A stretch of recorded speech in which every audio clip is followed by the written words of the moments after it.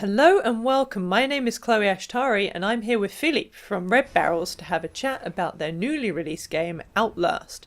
So how are you doing? Hopefully you're getting a lot more sleep than the rest of the world is right now after playing your game. Yes, I mean it's been an epic crunch. A lot of sleepless nights, working almost over the clock. But now we're finally resting a little bit. But at the same time, having a lot of fun reading all the comments on the web forums and Twitter is really satisfying to see that the game is seemed to be pretty effective. Do you ever look on YouTube at all so you can actually watch your success firsthand? Obviously there's a lot of people that like to do first runs of these games with webcams. So do you ever look at those at all? We've been watching a lot of people doing playthroughs of our game.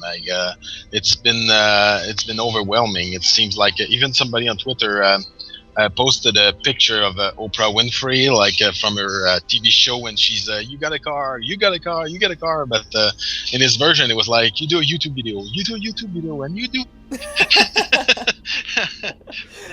Oh, brilliant! But, well, how does it feel knowing that a great deal of the online community run and hide after about 10 minutes of the game?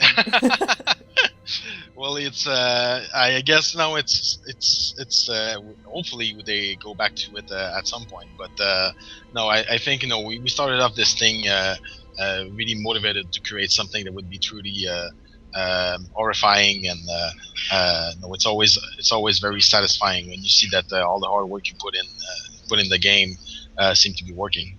Definitely paid off. For the people listening who aren't having nightmares currently, could you explain roughly what Outlast is? So it's a survival horror game. You're playing a reporter who goes to an asylum after getting a tip from an anonymous informant. Something fishy is going on in the place. And when you get there, quickly you realize that it's probably a better idea to just leave, but it's too late and you're trapped inside. So you're going to be spending the game trying to survive and find a way out. But at the same time, you can investigate and figure out what's been happening in the asylum, what sort of experiments they've been doing, and who's behind those experiments. I don't know why anybody would do that. I find like when I watch horror movies as well, I'm always that person that's like, why would you do that? Why would you agree to something like that? I felt that with Miles. It's like, why would you go to this place? Ignore the tip-off. Don't go. He's really motivated. So on your website, redbarrelgames.com, you say that your vision was to create an interactive experience in which the player goes on an emotional and unforgettable journey. Do you feel as if you've managed to create that within the world of Outlast? I think so, because our main goal was to create a range of strong emotions, and so if players feel compelled to take breaks because the game is too intense, then I guess we succeed in creating strong and effective emotions. And no, of course, you're never going to please everybody, but the feedback we've been getting from the fans is really positive. Actually, we have some fans who played through the game more than once, and they really like it. Wow, they've already made it through? God, that makes me feel bad now. Well, one of the main things that made it feel so immersive for me was the full body awareness and like being able to see and interact with pretty much everything with the main character. I mean, I literally entered the game, looked down and went, oh my God, I've got feet. Like that, I don't know why, but games nowadays, you feel like a pivoting head in my eyes anyway. And there was a point where like I could ride and hide under a bed, and hopefully I'll show this right now for the viewers. And I got scared of my own hand next to my face. I just didn't expect it to be there. And things like that, it just makes it so much more immersive, and especially for a horror game like this, like that must be one of the things you went for with the whole immersion. Yeah, I mean, very early on we came up with a list of ideas on how we could enhance the immersion of the game, and I mean, we decided very early on that we would be a first-person game, not a third-person. But then, after making a decision, we thought, well, how can we enhance the immersion so that players don't feel like they're a floating camera in the game world? And having played Mirror's Edge, we figured that this would be a good direction to take, making you feel like you got a body, you got some weight, and also showing you interact with the world so that the world feels more believable. And we just figured that the more believable the world is, the more effective the horror would be. I was gonna say my next question was that the game looks and feels like a mix between Mirror's Edge, Amnesia, and for me a bit of Condemned with the journalist side of well, the detective side of it as well. And I was gonna lead on with like, what are your main inspirations for the game? Those were pretty much it. Oh, uh, okay. but also Half-Life in terms of structure and how the story unfolds as you play. Having no cutscenes unless there's a justification for taking control away from the player. So yeah, it was pretty much Amnesia, Mirror's Edge, and Condemned for the reporter angle, and Half-Life for the story structure or game structure. I hit that one on the head. I'm pretty impressed.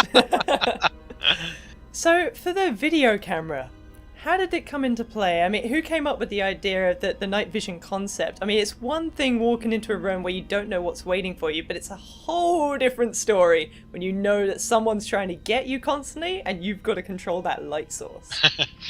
Well, it's actually one of the co-founders, Hugo Dallaire, was the art director of the first Splinter Cell and the first Army of Two. He sent us a video clip on YouTube from Chris Cunningham called Robert Johnny. It's also with a song from the FX Twins, and it's a very freaky video with a kid in a wheelchair with a huge head, and that quickly gave us the direction in terms of having a night vision. And after that, once we decided we would have night vision in the game, then it was just a matter of figuring out what's the source of the night vision. And because we didn't want any combat in the game, then obviously we didn't want to go in the direction of playing a soldier or a cop or somebody with some kind of night vision goggle. So having a camcorder and being a reporter seemed logical and would allow us to have that night vision look to the game. The whole thing sort of reminded me a bit of like a mix of Cloverfield and name escapes me now. But yeah, I mean, we watch a lot of those movies several times. Cloverfield, Wreck, or the American version, Quarantine, and also the movies for the asylum feel like Shutter Island, and the feeling of being isolated, like in the Thing or The Shining. Those were our biggest influence in terms of movies. So, like you said, Outlast has no combat. It's one of the most key features of the game. It's a hide and die survival game, or at least how I've played it anyway. And obviously, the team comes from like a mixed background, working on massive action titles in the past. So, was it a challenge for you to create a game that solely relied on avoidance? Well, actually, it's first it felt nice to work on a game that didn't have any guns or swords. Most of the games that we've done in the past were shooters or sword fighters. So that felt like a nice change. But in terms of gameplay, we pretty much approached it like a stealth game. So we go and David and also two other guys on the team, Alex and Patrice, who worked on Splinter Cell before. And we basically approached the layouts as if we were making a stealth game, but it's just that the difference is instead of going in a shootout when you're spotted, it goes into a chase. Something we I guess kind of discovered as we were working on the game that we were creating something that yes could be scary, but also was we could create moments of very high energy or adrenaline.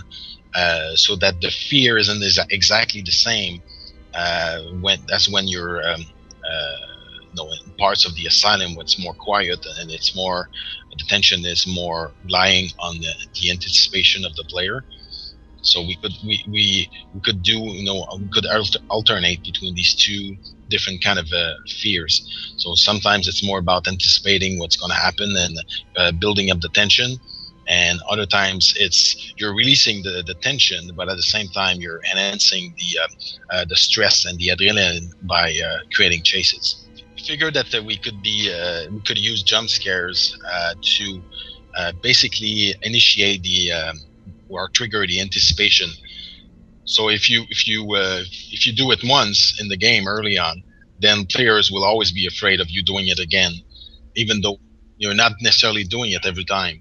So it's just a matter of figuring out the right pacing and when is the best time or when the payoff will be the best, but not do it every time. How's this experience been for all of you working on the game? Exhausting. I'd say it's been really rewarding. I mean, the whole process took 2 years and a half. We left our jobs in January 2011, and the first 6 months we mostly worked on the trailer, and after that it took a year to find the money to go into production.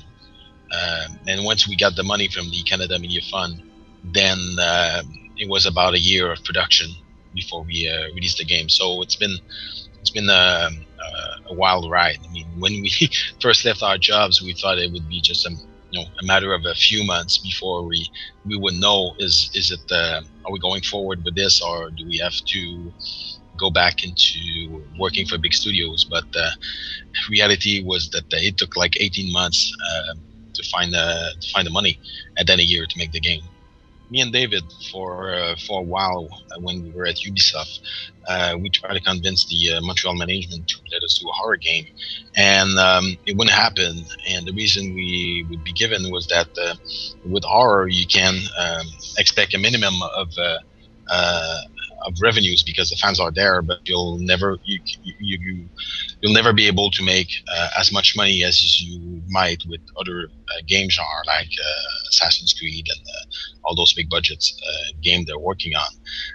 So I guess it's a little bit the same thing you see in movies. A lot of indie studio movies, they go for horror games because they figured that it's just a matter of adapting the budget and the scope, and it wouldn't make sense financially.